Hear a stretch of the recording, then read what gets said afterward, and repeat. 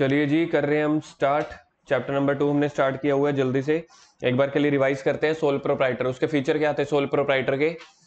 जल्दी से, sole proprietor के individual ownership, sole management, unlimited liability, freedom to select any business, secrecy, undivided risk, no separate legal entity, और last suitable. हाँ, और last था suitable for special. अच्छा, इस हिसाब से मेरे को बताओ पार्टनरशिप के कैरेक्टरिस्टिक्स क्या हुए, फीचर्स दो थे, स्टैट्यूटरी या फिर जर्नल। स्टैट्यूटरी को हम क्या बोलते हैं? लीगल। ठीक है, मतलब लीगली इन्होंने क्या बोला, मोर देन वन पर्सन होना चाहिए। उसके बाद एग्जिस्टेंस ऑफ बिजनेस, बिजनेस होना चाहिए। कॉन्ट्रैक्चुअल रिलेशनशिप, प्रॉफिट मोटिव या शेयरिंग ऑफ प्रॉफिट भी होना चाहिए। और प्रिंसिपल एजेंट रिलेशन। प्रिंसिपल का मतलब होता है मालिक, एजेंट का मतलब होता है नौकर। तो आपस में दोनों ना मालिक नौकर काम करते हैं। सर ये कैसे? मतलब कि जो काम एक बंदे ने किया तो उसके लिए दूसरा भी लाइबल होगा, जो दूसरे ने किया पहला भी, क्योंकि ओवरऑल तो बिजनेस तो एक ही है ना। जर्नल फीचर में unlimited liability, no separate individuality, good faith और रिस्ट्रिक्शंस ऑन। ठीक है, सोल प्रोप्राइटर के लिमिटेशंस, जल्दी। लिमिटेड रिसोर्सेज, हाँ अनलिमिटेड लाइबिलिटी था। अनस्टेबल एग्जिस्टेंस का हमारे लिए क्या था? Life concern of a business. ठीक है, और एक और रह गया लिमिटेड मैनेजरियल एबिलिटी। अच्छा, एक हमारा टॉपिक रह गया merits of sole proprietor. Quick decision हो गया, डायरेक्ट मोटिवेशन हो गया, benefit of secrecy, personal personal control, एक रह गया इजी फॉर्मेशन। चलो एक बार फिर से हमें बताए जाएं पार्टनरशिप का जो टॉपिक है उसमें दो पेट वर्ड क्या आते थे डेफिनेशन में? हाँ, एक तो मोर देन, हाँ एक तो वो था two or more persons, joining the hands and agree. ठीक है, एग्रीमेंट वो कर रहे हैं। इसके एक बार के लिए फिर से फीचर्स बताओ, कौन से फीचर्स हैं प्रोप्राइटर पार्टनरशिप के? स्टैट्यूटरी और, थोड़ा जोश दिखाओ यार, स्टैट्यूटरी और आगे बोलो ना, स्टैट्यूटरी में कौन कौन से हैं? More than one person. उसके बाद कॉन्ट्रैक्चुअल रिलेशनशिप, प्रॉफिट मोटिव और शेयरिंग ऑफ प्रॉफिट, तीन हो गए। चार हो गए प्रिंसिपल एजेंट के साथ। सेकंड वाला क्या था? कॉन्ट्रैक्चुअल रिलेशनशिप हो चुका। Existence of business. उसके बाद था जर्नल। जर्नल में क्या है? पहला unlimited liability, good faith, restrictions on transfer of interest, एक और रह गया नो सेपरेट इंडिविजुअलिटी। आगे आ जाओ जी, टाइप ऑफ पार्टनरशिप। पहले डिब्बे वाला पढ़े, टाइप ऑफ पार्टनरशिप। चलो डिब्बे वाला नहीं, पहले हेडिंग्स ही पढ़ते हैं। टाइप ऑफ पार्टनरशिप में क्या है? जर्नल और लिमिटेड पार्टनरशिप। आ गया partnership at will and particular, legal और इलीगल। तो देखा जाए इन्होंने टोटल 6 बोल दिए ना, देखा जाए तो तीन तीन के आगे दो दो बोल दिए ना। तो इसके पहले तो यहां पे लिखो जी 3 कैटेगरीज, 3 कैटेगरीज। अब इसके अंदर देखो ऐसे बना लेना इसका चार्ट, एक ऐसे, फिर ऐसे, फिर ऐसे। मतलब कहने का मतलब है जैसे एक वृक्ष है उसकी ब्रांचेस नहीं निकलती, ये वही है। टॉपिक एक है, 3 कैटेगरीज। फर्स्ट के अंदर आपके 2 पार्ट हैं, सेकंड के अंदर 2 पार्ट हैं, थर्ड के अंदर 2 पार्ट हैं। इसमें अगर आपके पास जगह होगी तो लिख लेना, वरना हम आगे शुरू करते हैं जी। पहली कैटेगरी क्या है? ठीक है, यहाँ पे देखो मैं कैटेगरी तो लिख ही रहा हूँ। फर्स्ट हो गई जर्नल या लिमिटेड, जर्नल या लिमिटेड। सेकंड बताना? Partnership at will and particular partnership. At will या फिर पर्टिकुलर। ठीक है जी, उसके बाद बताओ third? Legal and illegal partnership. Legal and illegal. चलो जी, जर्नल और लिमिटेड आज अपने आप पढ़ो, मेरे को मीनिंग समझाओ जी जर्नल और लिमिटेड का, फिर मैं समझाऊंगा।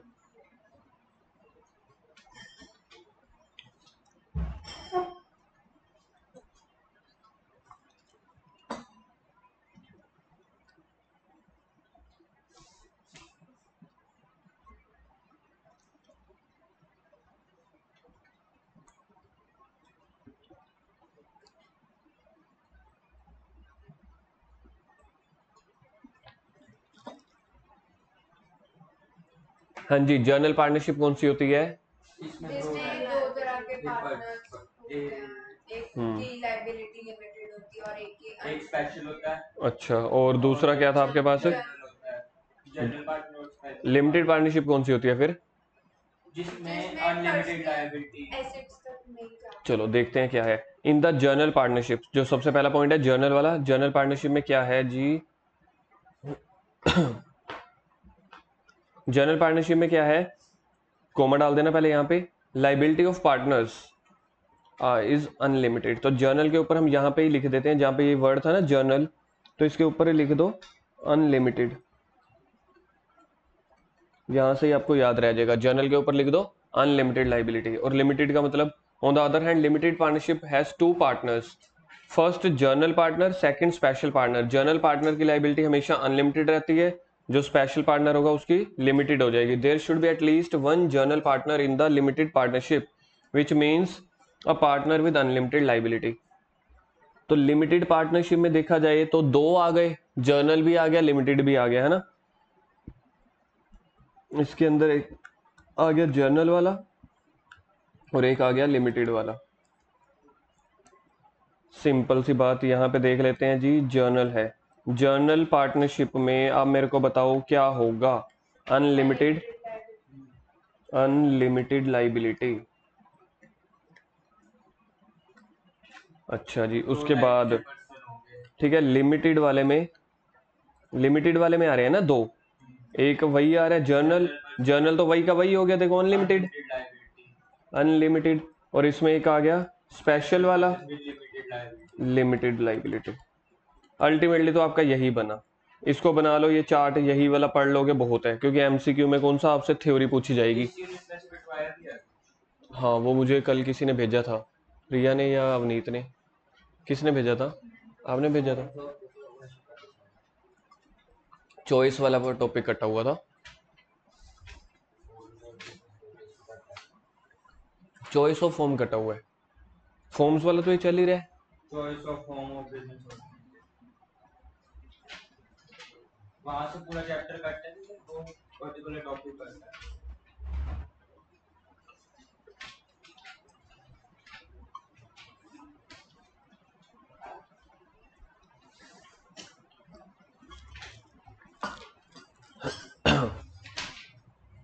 चलो जी आगे नेक्स्ट पे आ जाओ।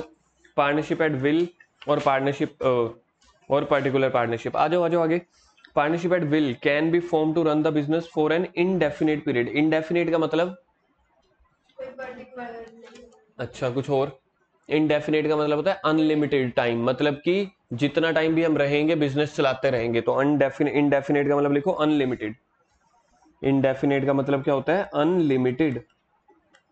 मतलब यहाँ पे हमने ना कुछ भी डिसाइड नहीं किया कि 3 साल बिजनेस चलाना है कि 5 साल। हम दोनों ने बिजनेस में हाथ मिलाए, ज्वाइन किया, 2 और मोर पर्सन हो गए और बिजनेस चली जा रहा है बस। While particular partnership can be found for specific object, करो जी सर्कल कर दो इसको, specific object, and it ends with the attainment of pre determined object. Specific object का मेरे को कोई एग्जांपल बताओ, नहीं तो मैं बताता हूं, जल्दी से देखते हैं किसका माइंड दौड़ता है या एक्टिव होता है। हाँ, स्पेसिफिक टाइम पीरियड नहीं, और हमने मतलब पार्टनरशिप करी, सोच के देखो। प्रॉफिट नहीं, प्रॉफिट तो एक फीचर है ना। हमने यहाँ पे पार्टनरशिप करी एक स्पेसिफिक ऑब्जेक्ट, एक पर्पस के लिए। जल्दी जल्दी जल्दी देखते हैं डिंपल। नहीं, स्पेसिफिक ऑब्जेक्ट के लिए। यार इतना सोच सकते हो, जल्दी लगाओ दिमाग, सोच के देखो यार। तुम दोनों का कॉलेज खत्म हो गया, स्कूल खत्म हो गया, तुम दोनों ने कहा चल यार एक पार्टनरशिप फर्म खोलते हैं, और पार्टनरशिप खोलेंगे किसी एक पर्पस को अचीव करने के लिए। नहीं, प्रॉफिट तो है ही है ना। चलो आप लोग हार गए, मैं जीत रहा हूँ, ठीक है। नहीं नहीं नहीं, आप लोग ना वो नहीं बता नहीं यार नहीं, आप लोग कुछ और ही बता रहे हो। आप लोग पार्टनरशिप के फीचर बता रहे हो, वो नहीं पूछ रहे। पार्टनरशिप बनाई क्यों है ये बात हो रही है बेटा। पार्टनरशिप बनाई है किसी स्पेशल पर्पस को अचीव करने के लिए। फॉर एग्जांपल मैंने और मनन ने पार्टनरशिप फर्म खोली एक सॉफ्टवेयर बनाने के लिए। उस सॉफ्टवेयर को बनाने के लिए चाहे 2 साल लगे चाहे 3 साल, जब वो सॉफ्टवेयर बन के तैयार हो जाएगा, हम गवर्नमेंट को या मार्केट में किसी कंपनी को बेच देंगे, बस हमारी पार्टनरशिप खत्म हो जाएगी। इसको बोलते हैं किसी स्पेशल ऑब्जेक्ट के लिए। दूसरी एग्जांपल सुनो, हमने एक फ्लैट बनाना था, फ्लैट नहीं बनते चंडीगढ़ में, दिल्ली में, जीरकपुर में अगर आप देखोगे फ्लैट के फ्लैट बन रहे हैं। तो जो दो बंदे पार्टनरशिप कर रहे हैं कहते हैं हमने ये पूरा फ्लैट बना लेते हैं 20 मंजिल का, ठीक है, 20 फ्लोर्स का एक फ्लैट बना लेते हैं। जब फ्लैट बन जाएगा सारे के सारे फ्लैट बेच देंगे, तब हमारी पार्टनरशिप भी खत्म हो जाएगी। तो इसको बोलते हैं कोई स्पेसिफिक ऑब्जेक्ट के लिए दो जनों ने पार्टनरशिप की। For example flat prepare, flat construct, flat construction, या कोमा सॉफ्टवेयर, सॉफ्टवेयर बनाना। मतलब कई तरह के सॉफ्टवेयर होते हैं जिसको बनाने के लिए 2-2 4-4 साल लग जाते होते हैं, ठीक है। तो ये वो चीज है। पार्टनरशिप एट विल का मतलब क्या हो गया, इंडेफिनेट पीरियड। और पर्टिकुलर पार्टनरशिप का मतलब किसी एक ऑब्जेक्ट के लिए, जब वो हमारा ऑब्जेक्ट अचीव हो जाएगा, चाहे उसको 2 साल लगे चाहे 3 साल, पार्टनरशिप हम क्या कर देंगे, तब बंद कर देंगे। थर्ड, लीगल और इलीगल, ये तो नाम से ही क्लियर है। लीगल पार्टनरशिप क्या होती है, जिसमें आप सब कुछ कंप्लाई कर रहे हो, इलीगल में सब कुछ कंप्लाई नहीं कर रहे। Although it is not essential to get the partnership registered under the partnership act. अब ध्यान से सुनो जी क्या होता है, इधर देखो पार्टनरशिप के आपको बातें बता रहा हूँ। कल मेरे को ना कोई याद करवाना, आपको पार्टनरशिप के ना रियल डॉक्यूमेंट्स दिखाऊंगा जो मेरे पास मेरे क्लाइंट्स लेके आते हैं, तो आपको और भी मजा आएगा। अब सुनो यहाँ पे पार्टनरशिप का एक्ट बताना मुझे कौन सा होता है। पार्टनरशिप एक्ट, यार पार्टनरशिप एक्ट 2013 होता है। क्या बात कर रहे हो यार, कल मैंने इतनी आपको वो फोटोज वीडियोस दिखाई, आप फिर भी वही कह रहे हो। वो कंपनीज एक्ट है, मैं पार्टनरशिप एक्ट पूछ रहा हूँ। कल बताया था ना हर चीज के लिए अपने अपने एक्ट होते हैं। तो पार्टनरशिप एक्ट क्या बोलता है, 2 और मोर पर्संस आपने रहने हैं, ठीक है ना। पार्टनरशिप एक्ट क्या बोलता है, 2 और मोर पर्संस रहेंगे और ये ना आपस में क्या करेंगे, ये आपस में ना एक पार्टनरशिप डीड बनाएंगे। ध्यान से देखते चले जाओ। अब ये आपस में क्या बनाएंगे, एक पार्टनरशिप डीड। इस डीड में पता है क्या लिखा होता है, नेम ऑफ पार्टनर्स, पार्टनर्स कितने हैं, ठीक है, नंबर ऑफ पार्टनर्स, ठीक है जी, नेम ऑफ बिजनेस, कौन सा बिजनेस कर रहे हैं, इन दोनों की अपनी प्रॉफिट शेयरिंग रेशियो क्या है, 50-50% है या समझ लो 50-50% से भी ज्यादा है। और क्या लिखा होता है, एड्रेस ऑफ द बिजनेस, ठीक है। फिर लास्ट में क्या किया होता है, अच्छा इन्होंने कितनी कैपिटल लगाई ये भी लिखा होता है लास्ट में। फिर दोनों पार्टनर यहाँ पे साइन कर देते हैं। जी समझ में कि ये हम कहाँ से बनवाते हैं जी, ये हम कोर्ट से, नोटरी होता है एक ना, नोटरी कौन होते हैं, नोटरी ना कोर्ट कचहरी में बैठे हुए कुछ सरकारी ऑफिसर होते हैं जो इसको अप्रूव कर देते हैं। इसका मतलब ये है कि चलो ये लीगल बिजनेस कर रहे हैं।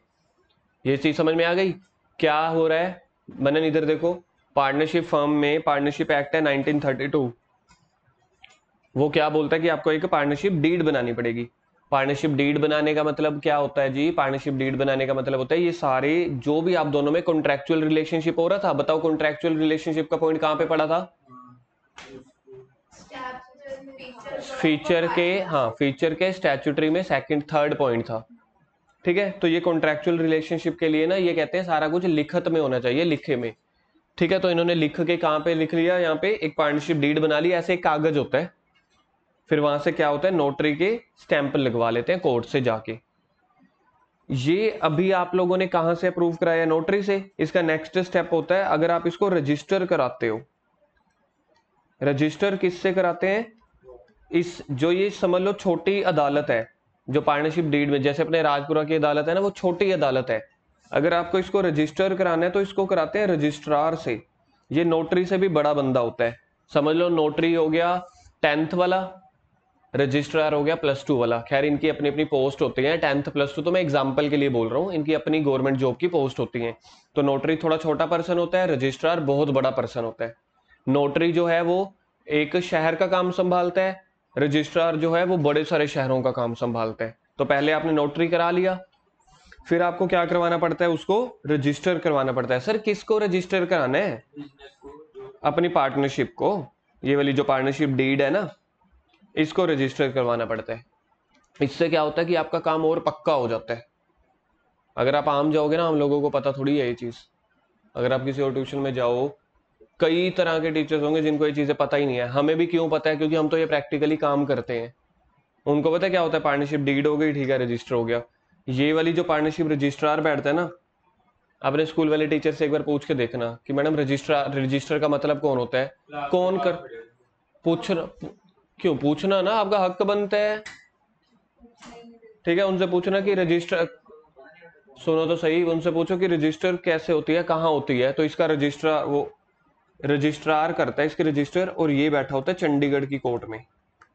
मतलब अगर मेरे को राजपुरा की कोई पार्टनरशिप फर्म को रजिस्टर करवाने जाना है ना, तो मेरे को स्पेशल चंडीगढ़ जाना पड़ेगा। अगर मेरे को सिर्फ पार्टनरशिप डीड बनवानी है तो मेरे को राजपुरा की जो अदालत है ना, कोर्ट है, जो कोर्ट कचहरी, तो मैं वहां पे करवा सकता हूँ। देख लेना, 90% अपने राजपुरा में पता थोड़ी होगा कि ये चीजें होती हैं। हमें भी तो पता है, मेरे को पहले भी नहीं पता थी, ये तो हमारे पास प्रैक्टिकली काम आता है, हमें करना पड़ता है, इसलिए हमें पता है कि ये सारी चीजें कहाँ हैं। पर्टिकुलर फॉर्म्स होते हैं फिर नहीं, इसका बस आप ये समझ सकते हो। देखो अभी मैं आपको इतना टेक्निकल तो नहीं समझा सकता, क्योंकि आपकी नॉलेज में मेरी नॉलेज में फर्क है, वो धीरे धीरे आएगी। बस आप ये समझ सकते हो कि जब पार्टनरशिप डीड बना दी तो समझ लो काम अच्छा हो गया, कि चलो ठीक है, पार्टनरशिप का बिजनेस स्टार्ट हो गया। जब आप रजिस्टर करा लेते हो तो मतलब आप कोर्ट की नजर में, गवर्नमेंट की नजर में थोड़ा और पक्के हो गए काम। ये समझ लो 5 स्टार है, ये समझ लो 10 स्टार है, आप इसको ऐसे समझ सकते हो बस अभी अपनी नॉलेज के लिए। तो राजपुरा में 90% जो पार्टनरशिप फर्म्स है ना, वो कभी भी रजिस्टर नहीं करवाते।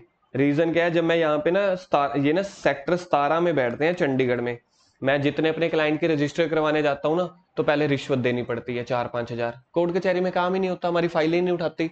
पार्टनरशिप डीड जब हम बनवाने जाते हैं, पार्टनरशिप डीड कहाँ पे बनती है, राजपुरा की कोर्ट कचहरी में, तो वो 1-2 घंटे में ना हो जाता है। वहां पे थोड़ी सी रिश्वत चलती है, लेकिन हो जाता है 1000-500 में, 200 में, ऐसे हो जाता है।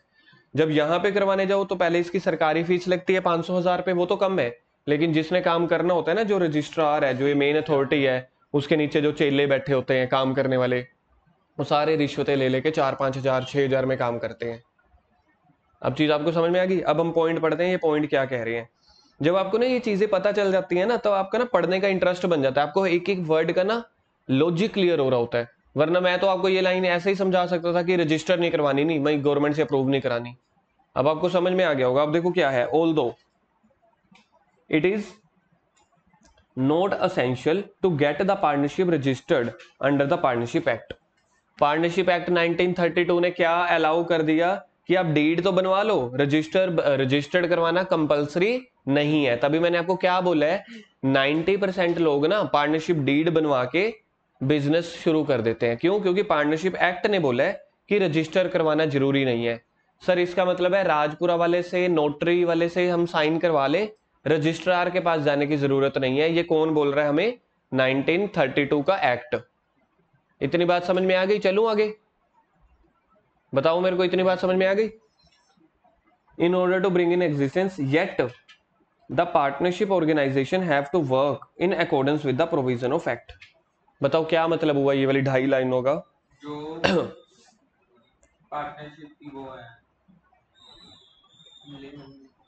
इन्होंने ये बोला कि चाहे पार्टनरशिप एक्ट के अकॉर्डिंग रजिस्टर करवाने की जरूरत नहीं है, बट इट डजंट मीन कि आप पार्टनरशिप एक्ट के रूल्स फॉलो नहीं करोगे। काम तो आपको partnership work in accordance with the provision of the act, मतलब कि 1932 वाले एक्ट में जो लिखा हुआ है काम तो वैसे ही करना पड़ेगा। ठीक है, रजिस्ट्रेशन की तो यार उन्होंने कंपलसरी नहीं किया ना, उतना भी बहुत बड़ी बात है। सोच के देखो, जब मनन और मैं पार्टनरशिप करेंगे, अब हम अपने दुकान करेंगे, हम पहले वहां पे जाएं चंडीगढ़, समझ रहे हो ना? तो उन्होंने वो मुक्ति दे दी। Those partnership which work according to the provision of act are considered as legal और कॉल्ड द लीगल पार्टनरशिप। कह रहे हैं जो पार्टनरशिप एक्ट के अकॉर्डिंग काम कर रहे हैं तो उसको क्या बोलेंगे? लीगल, क्योंकि वो फॉलो कर रहे हैं। तो प्रिया मुझे बताओ इलीगल वाले कौन से होंगे? एरो डालो यहाँ पे, लिखो इलीगल। बताओ प्रिया इलीगल वाले कौन से होंगे फिर ऊपर वाली लाइन पढ़ के?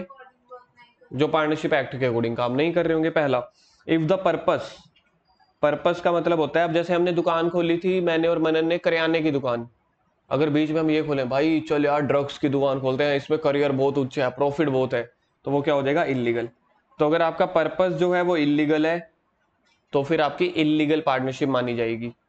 अगर आपका business against the public policy, for example वही sale of drugs, public policy लिखो मनन और डिंपल, साथ साथ लिखो जल्दी। पब्लिक पॉलिसी समझते हो? मतलब लोगों के हित में काम करना है, लोगों के इंटरेस्ट में, सोसाइटी में। इफ अब जैसे अगर मैं आप लोगों को बताता हूं अमेरिका में क्या होता है, जो अपने हथियार होते हैं ना, गन्स, एम्युनिशंस, वो ना लीगली मिल जाते हैं दुकानों में भी। हमारे क्या इंडिया में हम अगर गन खरीदना चाहें, चल यार आज भाई का ना बंदूक लेने का मन कर रहा है, कौन सी, 6 गोलियों वाली, आज दूसरी, क्या हमें किसी दुकान से ऐसे मिल जाएगी? नहीं मिलेगी ना, बच्चों को मिल जाएंगी टॉयज। लेकिन अमेरिका में क्या होता है, अमेरिका में ना वो अलाउड है बेचने। हाँ मतलब वहां पे शॉप्स होती हैं, नहीं शॉप्स है, लेना अलाउड नहीं है ना। हम तू जा, देखियो गन मिलेगा या थप्पड़ मिलेंगे, 2 शब्द भी मिलेंगे। मतलब वो लाइसेंस लेना पड़ता है कईयों कईयों को, और वो लाइसेंस का जस्टिफिकेशन रीजन होना चाहिए। महसूस वगैरह भी करवाना पड़ता है, हाँ जी, लाइसेंस कोड। हाँ वो हर साल ही होता है, हर साल या 5 साल कुछ ऐसा होता है। मतलब जिसकी जान को खतरा हो, जैसे मिनिस्टर्स हो गए ये वो, तो कई कई लोगों को मिलता है, बड़े बिजनेसमैन हो गए जैसे मुकेश अंबानी टाइप ऐसे।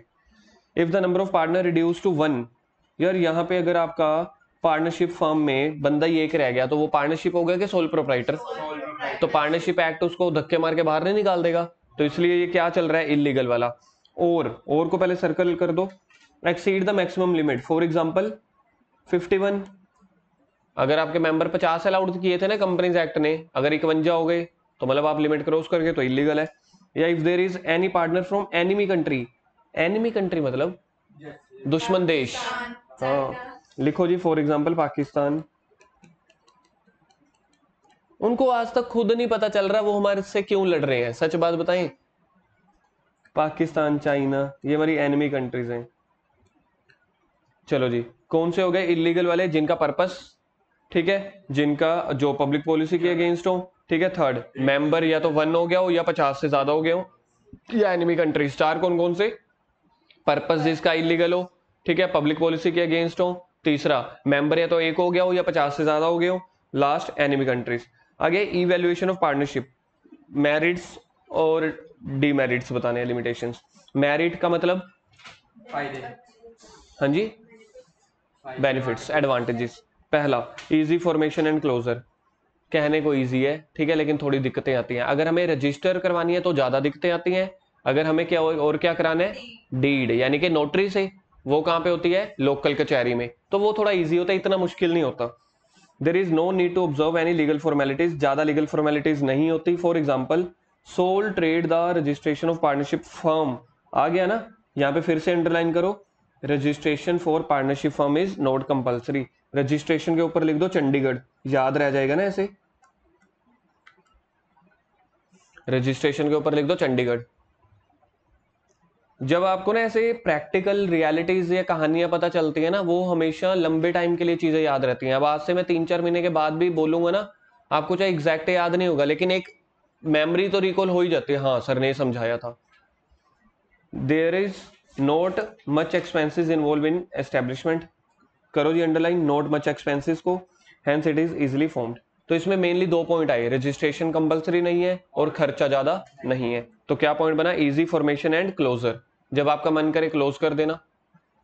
लाइफ टाइम पार्टनरशिप भी होती है। हाँ जो भी पढ़ी तो थी जर्नल, ये भी जर्नल क्या था, अच्छा, जर्नल अनलिमिटेड ही हो गया ना। जब पर्सन मर गए फिर क्या होता है, जो उनका कोई नॉमिनी या उनके छोटे भाई बहन बेटे होते हैं, फिर वो आ जाते हैं उसमें, इन्वॉल्व हो जाते हैं। Second, balanced decision making. अब नहीं बताना ये पॉइंट वैसे क्या कहता होगा वैसे बीच में। क्योंकि 2 जन होते हैं इसमें, तो हम्म, अगर कोई गलत डिसीजन ले भी तो दूसरा समझा सकता है। हाँ ठीक है, अगर जैसे मैं आपको कहूँ कि होमवर्क दे दिया मैंने, चारों ना इकट्ठे करके आना, किसी को कोई पॉइंट अच्छा लगता होगा, किसी को कोई पॉइंट मुश्किल होता होगा, लेकिन अगर चारों बैठ जाओगे ना तो आपका होमवर्क पक्का कंप्लीट हो जाएगा, अगर मैं कोई एक्स्ट्रा क्वेश्चंस भी दे दूं। एकता में बल है ना, यूनिटी स्ट्रेंथ। तो ये वही है, बैलेंस डिसीजन मेकिंग का मतलब है आपस में मिलजुल के डिसीजन लोगे।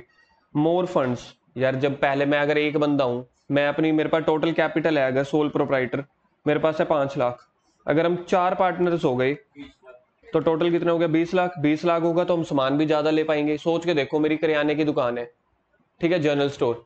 मैंने सोचा यार करियाने की स्टोर सिर्फ मैं वो वही रखता हूँ, चीनी दाल ये सब चीजें, मैं एक पार्टनर को ऐड कर लेता हूँ, मैं कॉस्मेटिक का भी थोड़ा सामान रखने लग जाऊंगा। आजकल तो रखते हैं ना सारे, परफ्यूम्स रख लेते हैं, आगे थोड़ा और कॉस्मेटिक का सामान होता है। अगर आप देखोगे ना हर करियाने वाली शॉप में वो परफ्यूम्स वगैरह इन्होंने रखे होते हैं, तो काम थोड़ा और बढ़ जाता है। कोल्ड ड्रिंक्स रख लेते हैं, ये सब चीजें।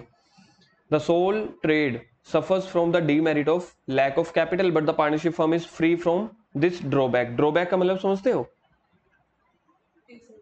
ड्रॉबैक का मतलब होता है डिसएडवांटेज यानी कि लिमिटेशन, लिख लो इसको, disadvantage.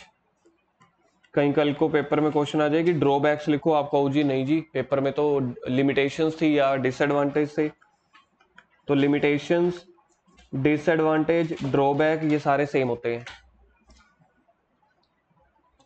Financial resources pooled by many partners assume the form of, ठीक है जी। आगे शेयरिंग ऑफ रिस्क, यार जितना भी प्रॉफिट है जितना भी लॉस है सभी में बट जाएगा ना। समझ लो कल को लॉस हो गया 20 लाख का, 10 तेरा 10 मेरा, अगर नहीं तो अकेले लॉस होता तो पूरा 20 लाख का होता। तो ये पॉइंट है। सीक्रेसी, वैसे इनको सीक्रेसी डालना नहीं चाहिए था, वहां उन्होंने सोल प्रोप्राइटर की मैरिड में डाल दिया यहाँ पे। Account of partnership firms are not presented before the public, बस इन्होंने इस हिसाब से बोला कि ये ना हमें पब्लिक के सामने नहीं पेश करने पड़ते, जब दुकान ही मेरी है मैं पब्लिक को क्यों दिखाऊं। सर फिर पब्लिक को कौन दिखाता है अपने अकाउंट्स, कंपनी, क्योंकि कंपनी में ना पब्लिक का पैसा इन्वॉल्व होता है इसलिए उसको अकाउंट दिखाने पड़ते हैं। आ गया समझ में। 5 limitation merits, easy formation and closure, balance decision making, more fund, sharing of risk, secrecy. एक बार फिर से 5, easy formation and closure, balance decision making, more funds, sharing of risk, secrecy.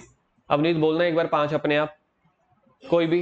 Easy formation and closure, ठीक है, sharing of risk 2 हो गए, और secrecy 3 हो गए, funds more funds, balance decision. Balance decision making. Dimple सुनाओ।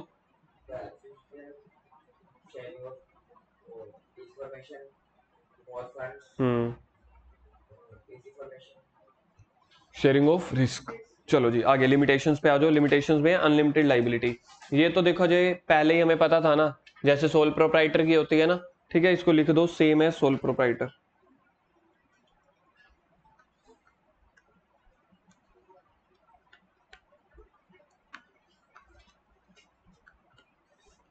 सेम है sole proprietor. In partnership every partner has, underline करो जी, एमसीक्यू आने के चांसेस हैं। Every partner has unlimited liability. Photo थोड़ी सी ब्लर आ रही है तो समझ जाना, ठीक है, बुक में तो ब्लर नहीं है ना, बुक में साफ है। In other words every partner is responsible for collectively and individually, इसको भी अंडरलाइन करो, collectively and individually.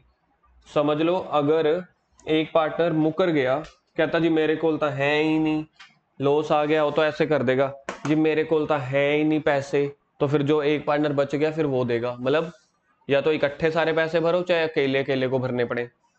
For all the liability of partnership, for example पढ़ो प्रिया, फॉर एग्जाम्पल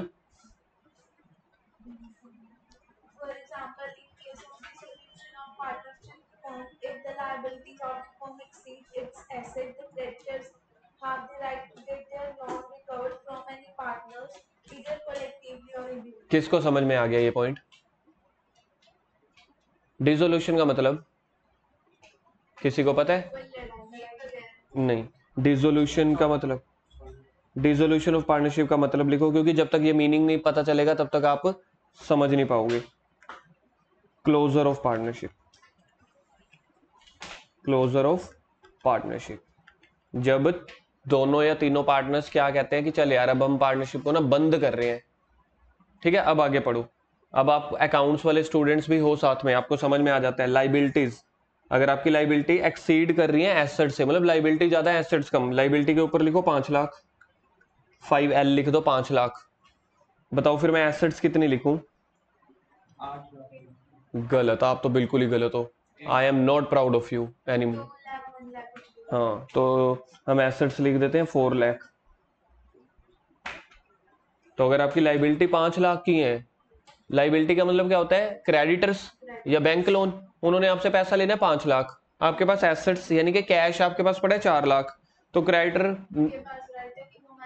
हाँ बाकी 1 लाख रुपया और भी रिकवर कर सकता है। लेना तो क्रेडिटर ने 5 लाख ही है, 4 लाख तो एसेट्स ले जाएगा, चाहे कैश है चाहे कुछ 1 लाख और भी, तो इसलिए इसको क्या बोला जाता है? Unlimited liability. नेक्स्ट है लिमिटेड रिसोर्सेज, पढ़ना डिम्पल। इन द, यार थोड़ा सा जोश, 1 मिनट आराम से। एक तो अपन ऐसे एक ही लाइन में नहीं पढ़ते चले जाना, सुर बनाने हैं, सुर ताल। हाँ इन द, कोई बात नहीं बन जाएंगे यार, हम सिंगर नहीं बन सकते। मैं गाना बोल के दिखाऊं एक? हाँ बोलता हूँ, थोड़ा सोच लो, याद नहीं आ रहा। In the partnership business, the financial आवाज ऊंची थोड़ा, confined to the एक बार फिर से आवाज ऊंची के साथ। In the the partnership business, the हाँ financial resources remain confined to the capital of partners and their capacity to raise loans. ठीक है, ये कह रहे हैं कि पार्टनरशिप फर्म में ना हमारे पास दो ही सोर्सेज होते हैं पैसों के। नंबर वन, कैपिटल को डालो नंबर वन, कैपिटल को डालो जी नंबर वन, और capacity to raise loan, raise loan को नंबर टू। क्या क्या दो साधन हुए पैसे इकट्ठा करने के? कैपिटल तो हम अपनी लगा देंगे, अपना पैसा, लोन किसी और से ले लेंगे, तो यही दो साधन है। पब्लिक से लोन ले सकते हैं, पार्टनरशिप वाले कभी भी नहीं पब्लिक से लेंगे। पब्लिक से कौन ले सकती है? कंपनी, बिल्कुल ठीक है। Next, At the time of expansion of business financial sources proved to be insufficient. ठीक है। In such a situation, The limit to provide finance has almost ended in case of the old partners, and the new partners also cannot be admitted beyond a certain limit. Beyond certain, certain limit के बताओ, ऊपर मैं क्या लिख सकता हूँ? Fixed number of partners. बताओ ना, fix number of partner, how much, how many. पहले तो ये बताओ, ये सर्टेन लिमिट्स का मतलब, इसके ऊपर कुछ लिखना चाहता हूं मैं। Avneet, expected from you.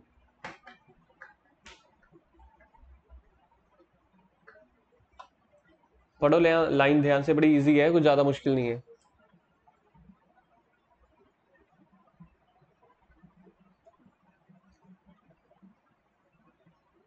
मनन, दिमाग नहीं लग रहा? बता सकता है तू?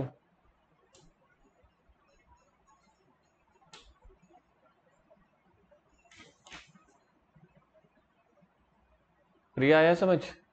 यार सुख है, वैसे बड़ा मुश्किल नहीं है, सारा कुछ समझा हुआ है आपने। लिखो ऊपर 50 पार्टनर्स। नहीं यार, इतना थोड़ी ना, 50 पार्टनर्स।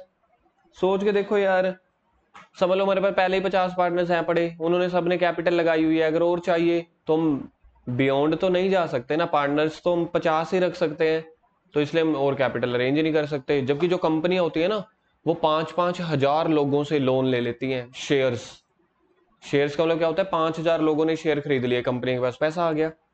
तो इसका मतलब ये होता है कि उस सिचुएशन में इनके पास दो तरीकों को छोड़ के बाकी रास्ते बंद हो जाते हैं। और पार्टनर्स भी मैक्सिमम लिमिट है यार 50, उससे ज्यादा लोगों से तो पैसे इकट्ठे नहीं कर सकते, इसलिए आपके रिसोर्सेज लिमिटेड। आगे लैक ऑफ हार्मनी, अवनीत पढ़ो।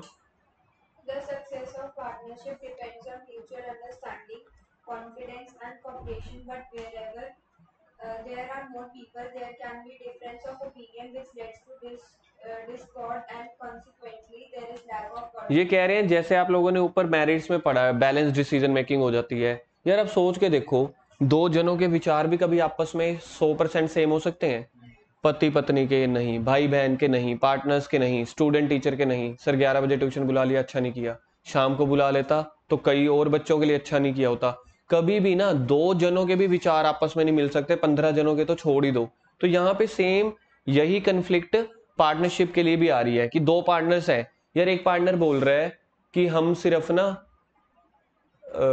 सिर्फ मार्केट में दुकान खोलेंगे, लेकिन वहां पे पार्किंग की फैसिलिटी नहीं है। तो दूसरा पार्टनर कह रहा है जो मेरे क्लाइंट आते हैं ना, या मेरे कस्टमर, वो सारे गाड़ियों में आते हैं, तो वो अपनी दुकान शिफ्ट करके ना किसी और एरिया में खोल लेते हैं, लेकिन वहां पे मार्केट नहीं है।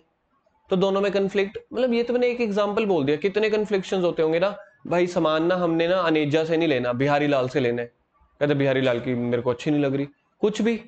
तो ये वो चीज है, लैक ऑफ हार्मनी का मतलब होता है आपस में बैलेंस डिसीजन मेकिंग नहीं बन पाती, कोऑर्डिनेशन नहीं बन पाता। Sometimes there are situations which lead to an untimely closure of business. Closure of business को मैं ऊपर क्या लिखूं? इसको टेक्निकली क्या बोला जाता है? ऊपर वाले पॉइंट में आया था, हाँ क्या बोलते हैं इसको? डिसोल्यूशन। लिखो इसको, that is dissolution. Dissolution partnership में ना अगले साल आपको चैप्टर आएगा, प्रैक्टिकल चैप्टर है ये, डिसोल्यूशन। जैसे मैंने आपको बताया था ना, इस चैप्टर के साथ आपका +2 का अकाउंट्स भी स्टार्ट हो चुका है, तो ये वो चीज है। आगे lack of continuity, the existence of partnership is very uncertain. In case of only two partners, the partnership business ends with any of the reasons such as death. ये death of partner भी एक chapter है, +2 में आएगा। Business को बंद करना, नया बिजनेस एडमिट करना, बिजनेस खोलना। टोटल पार्टनरशिप में ना 4 चैप्टर होते हैं। बिजनेस खोलना, नया पार्टनर एडमिट होना, रिटायर हो जाना, डेथ हो जाना, डिसोल्यूशन हो जाना, ऐसे 4-5। या डिक्लेरेशन ऑफ बैंकरप्सी, बैंकरप्सी का मतलब होता है घाटे में चला गया सारा बिजनेस। या फिर गोइंग इनसेन, मतलब किसी भी रीजन की वजह से अगर 2 पार्टनर हुए, एक पार्टनर की डेथ हो गई तो बाकी कितने बच गए? एक। क्या एक बंदा पार्टनरशिप रन कर सकता है? पहला ही रूल क्या होता है? मोर देन 2 और मोर देन 2%। फिर उस नोटरी का तो कोई वो ही नहीं रहेगा ना रे, वो तो हमें स्टार्टिंग के लिए अप्रूवल चाहिए होती है? आ जाएगा तो ठीक है, अभी तो हम वैसे ही बात कर रहे हैं, जब आएगा तब बन जाएगी। अभी तो हम उन्हीं की बात कर रहे हैं, ए और बी की डेथ हो गई तो वो तो खत्म हो गया ना। जब सी आएगा वो तो नई बनेगी ना, अभी हम ए और बी की बात कर रहे हैं। तो कॉन्टिन्यूटी इस वजह से इनकी अनसर्टेन रहती है। लास्ट में lack of public faith, since unlike the company business, the annual account of partnership business are not presented to public, the real position of business does not become known to the public। Public को यार हम क्यों बताएं, हमारी खुद की दुकान है, हम क्यों बताएं कि हम कितना प्रॉफिट लॉस कमा रहे हैं। इसलिए इन्होंने बोला कंपनी की तरह पब्लिक को आप अकाउंट्स रिप्रेजेंट नहीं करते, पब्लिक का भरोसा नहीं बन पाता। Sometimes people get the idea that business is earning more profit by looting the customers. यार मैनिपुलेटिंग लिखे देते, लूटिंग, ये तो ऐसा लग रहा है इंग्लिश की हिंदी की इंग्लिश बना दे ना, वो मेरे को लूट रहा है, मतलब he is looting me. The creditor specially hesitate to advance the loan to the partnership because the actual economic position of the business is not known. तो क्रेडिटर क्या करते हैं, हिचकिचाते हैं कि हम नहीं देते। वैसे देखा जाए इतना वैसे खास वो पॉइंट था नहीं, अगले ने टॉपिक तो बनाने ही है। तो क्या क्या पॉइंट बने? अनलिमिटेड लाइबिलिटी, तो ये कंपनी के लिए, ये पार्टनर्स के लिए घाटा है ना, घर की एसेट भी लेके चले जाएंगे। लिमिटेड रिसोर्सेज, क्योंकि जितने पार्टनर्स हैं वो अपनी कैपिटल लगा देंगे या अपना लोन ले लेंगे। थर्ड क्या है? Lack of harmony, lack of continuity, और उसके बाद लैक ऑफ पब्लिक फेथ। क्या क्या पॉइंट बने? अनलिमिटेड लाइबिलिटी, उसके बाद limited resources, lack of harmony, lack of continuity, lack of, इसी के साथ ये क्या टॉपिक है? लिमिटेशन। अब जाते जाते लिमिटेशन ऑफ सोल प्रोप्राइटर भी सुना ही दो। अनलिमिटेड नहीं, लिमिटेड रिसोर्सेज थे, unlimited liability resources, limited resources भी तो था पहला पॉइंट। अच्छा, और आपने क्या पूछा है? अनबैलेंस्ड मैनेजमेंट,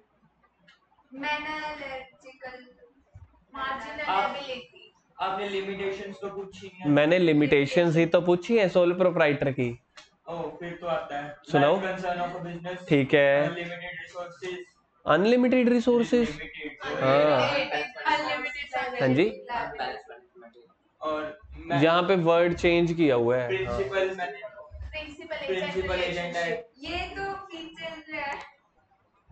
देखा, अभी मैं दिखाता हूँ प्रिंसिपल एजेंट रिलेशनशिप, वो पार्टनरशिप का फीचर बता दिया आपने, स्टैट्यूटरी फीचर।